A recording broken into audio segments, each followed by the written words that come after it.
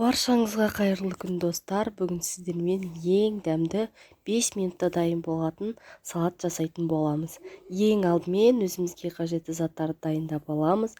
Бізге шұжық, тұздалған қияр, майонез, сарымсақ, жұмыртқа және жүгері қажет.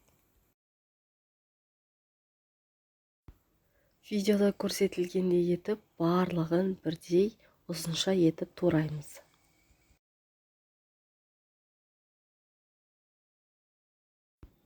Жұмыртқа мен сарымсақты үкіштен өткізіп аламыз.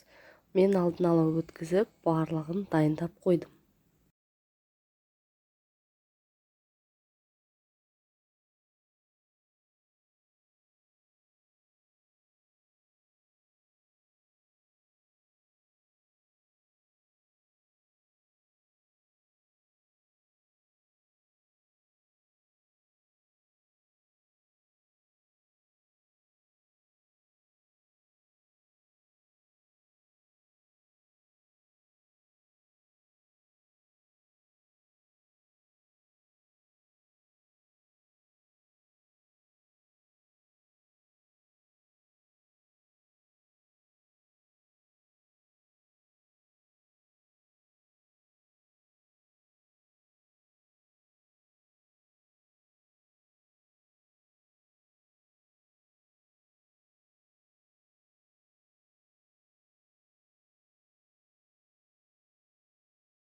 Туралған барлық заттарды осындай үлкенірек ыдысқа салып араластыратын боламыз.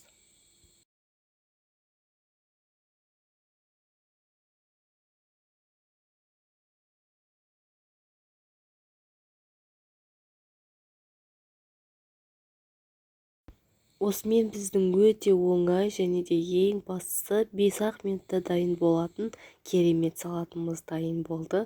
Сіздер де жасап көріңіздер, отбасыларыңызды қуантыңыздар және де кез келген қонақтарыңызға ұсынсаңыздар болады. Және де менің каналыма тіркеліп, лайк басып, пікір қалдырыңыздар, ой бөлісіңіздер. Сіздермен алдағы уақытта көптеген рецепттермен бөлісетін боламын.